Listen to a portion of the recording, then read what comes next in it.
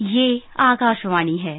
कार्यक्रम सुर्खियों में प्रस्तुत है वर्ष 2020 के अनुभव और वर्ष 2021 से उम्मीदों पर चर्चा। इसमें भाग ले रहे हैं राजनीतिक विश्लेषक अशोक टंडन और पत्रकार संतोष पाठक। साल 2020 वैसे तो सामाजिक, राजनीतिक, सांस्कृतिक, धार्मिक, आर्थिक और सामरिक स्तर पर भारत के लिए ढेर सारी उपलब्धियों भरा रहा, लेकिन इन सब पर भारी पड़ता हुआ नजर आया एक वायरस कोरोना। आखिर कैसा रहा साल 2020 और 2021 में, क्या कुछ उपलब्धियों की तरफ भारत देख रहा है, इन तमाम मुद्दों पर बातचीत करेंगे। टंडन साहब, शुरुआत 2020 जब शुरू हुआ था, कहीं न कहीं लगा कि भारत एक विकास की एक नई गाथा लिखेगा। कोरोना ने उस रफ्तार को कम किया, लेकिन इसके बावजूद भी भारत ने दुनिया को एक बड़ी राह दिखाई है कि कोरोना से किस तरह से लड़ाई में आगे रहा जा सकता है, किस तरह से कोरोना को परास्त किया जा सकता है। देखिए, कोरोना के अतिरिक्त भी भारत को कई और चुनौतियों का भी सामना करना पड़ा था। सीमा पर जिस प्रकार से हमारे यहाँ पर तनाव रहा और उसके साथ हमारे यहाँ तो कई साइक्लोन तूफान भी आए और उसके साथ साथ जिस तरह से आर्थिक अर्थव्यवस्था में भी कुछ गड़बड़ हुई, सब चला डिरेल हुआ, तो कई चुनौतियां थी। लेकिन ये सच है कि पिछले साल की सबसे बड़ी चुनौती कोरोना का जो महामारी था वो यही था। लेकिन ये जैसे प्रधानमंत्री भी कहते हैं बार बार कि जब चुनौतियां सामने आती हैं तो ये हमारे लिए एक अवसर भी प्रदान करती है। और ये कोरोना ने सचमुच में जितनी बड़ी चुनौती बनकर आया, उतनी बड़ी एक भारत को अवसर भी प्रदान किया। लॉकडाउन रहा, उसमें जितनी भी हमारी स्वास्थ्य सेवा संबंधित कमजोरियां थी उनको हमने पूरा किया और इतने कम समय में देश को हमने सबसे पहले तो कोरोना से लड़ने के लिए क्षमता में आत्मनिर्भर बनाया। वेंटिलेटर भी हमारे यहाँ बने और हमने केवल बनाया ही नहीं, हमने दुनिया के लगभग 50 विकासशील देशों को और विकसित देशों को दवाइयां भी मुहैया कराई। हमने उनके साथ मिलकर कोरोना की वैक्सीन बनाने में भी भागीदारी की और आज भारत प्रथम पंक्ति में खड़ा है। 2020 अगर याद किया जाएगा टंडन साहब, तो एक सबसे बड़ी सांस्कृतिक और धार्मिक घटना हुई थी, उसको लेकर भी याद किया जाएगा कि कई सदियों पुराना जो एक विवाद था राम मंदिर को लेकर, इस वर्ष राम मंदिर के शिलान्यास ने भारत को धार्मिक स्तर पर, सांस्कृतिक स्तर पर एक ऐसी ऊंचाई पर पहुंचा दिया कि अब पूरी तरह से भारत एक है। ये एक बहुत बड़ी ऐतिहासिक घटना, इसको हम कह सकते हैं। देखिए, 5 अगस्त को जम्मू कश्मीर से 370 हटाई गई थी स्पेशल स्टेट, उसकी जो पहली ही वर्षगांठ के दिन प्रधानमंत्री ने राम मंदिर का भूमि पूजन किया था।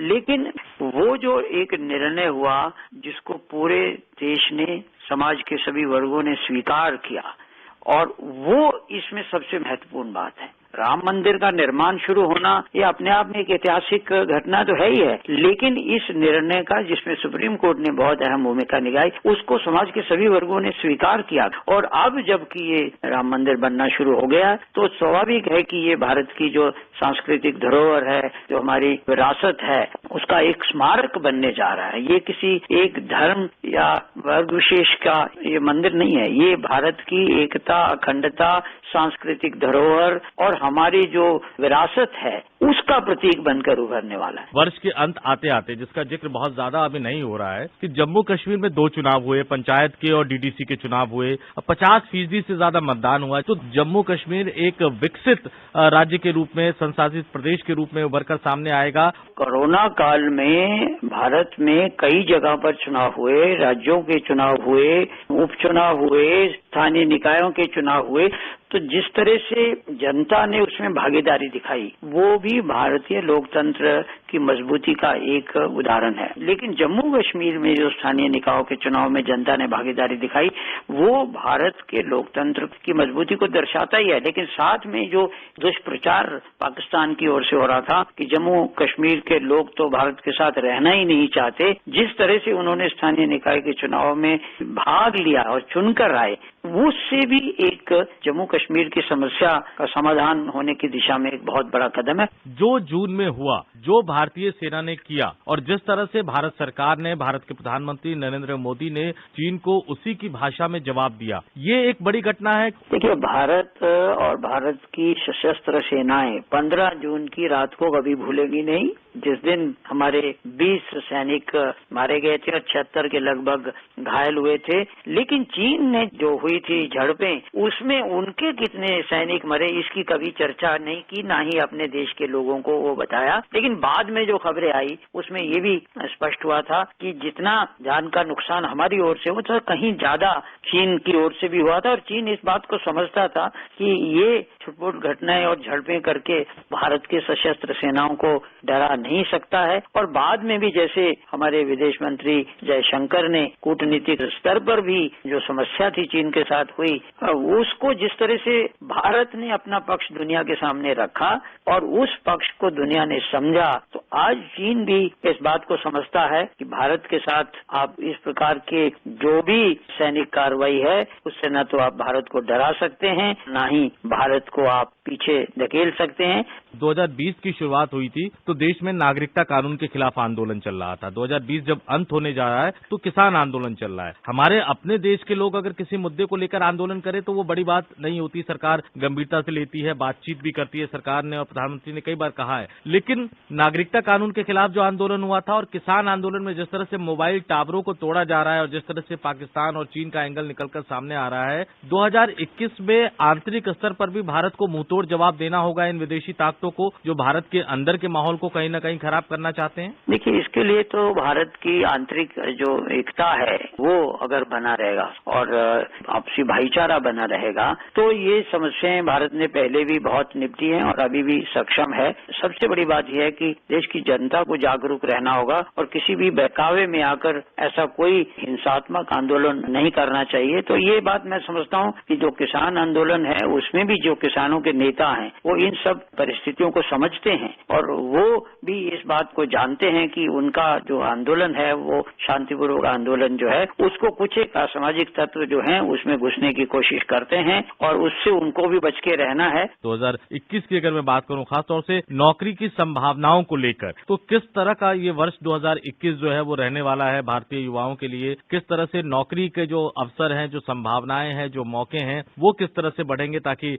लोगों को ज्यादा से ज्यादा रोजगार मिले और भारतीय अर्थव्यवस्था और ज्यादा मजबूत हो? देखिए, जो आत्मनिर्भर भारत की और vocal for local and global का जो एक विजन है वो एक अच्छी सुदृढ़ आर्थिक नीति का हिस्सा है और उसका जो लक्ष्य वो यही है कि हम अपने यहाँ पर जो भी हमारे लोगों में जितनी भी क्षमता है उसको और आगे बढ़ाएं और एक भारत जो है विश्व का सबसे ग्लोबल मैन्युफैक्चरिंग पावर हाउस बने, इस ओर जिस प्रकार से प्रयास किए जा रहे हैं। और यहाँ पर दुनिया के जितने भी इन्वेस्टर हैं, अगर वो दुनिया के इन्वेस्टर्स को भारत में एक इसका अच्छा वातावरण मिलता है तो कोई कारण नहीं है कि भारत जो है अपना जिस प्रकार की भी अर्थव्यवस्था है उसको सुधारेगा। ये सारी चीजें जो हैं अगर इसमें आगे बातें बढ़ती हैं तो कोई कारण नहीं है कि एक सुशासन, गुड गवर्नेंस जिसको हम कहते हैं, पारदर्शिता के साथ फैसले हों और करप्शन फ्री, ये तीन मुद्दों पर भारत की अर्थव्यवस्था आगे बढ़ेगी और विदेशी निवेश करने वाले भी ये सब चीजें देख रहे हैं। जिस प्रकार से दुनिया एक तरह से चीन से अपना मुंह मोड़ रही है, उसका जो मोह भंग हो रहा है, तो वो सब लोग अब भारत की ओर देख रहे हैं जहां पर निवेश करना जो है उनको ज्यादा लाभदायक दिखता है।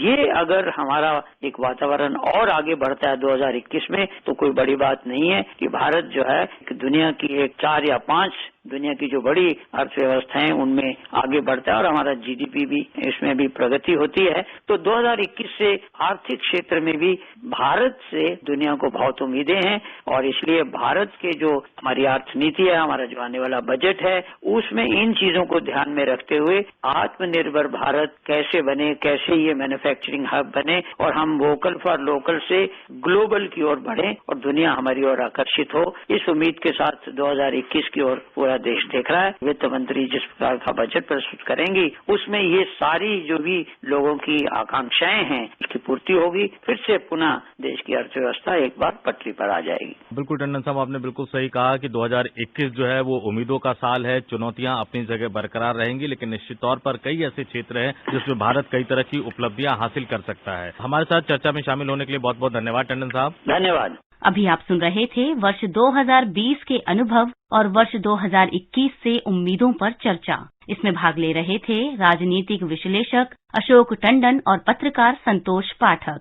ये कार्यक्रम आकाशवाणी के समाचार सेवा प्रभाग द्वारा प्रस्तुत किया गया। इसे आप हमारे mobile app news on AIR पर भी सुन सकते हैं। इस कार्यक्रम के संबंध में अपनी प्रतिक्रिया आप हमें ईमेल कर सकते हैं। पता है AIRNSDtalks@gmail.com। ये कार्यक्रम फिर से सुनने के लिए लॉग ऑन करें हमारी वेबसाइट newsonair.com।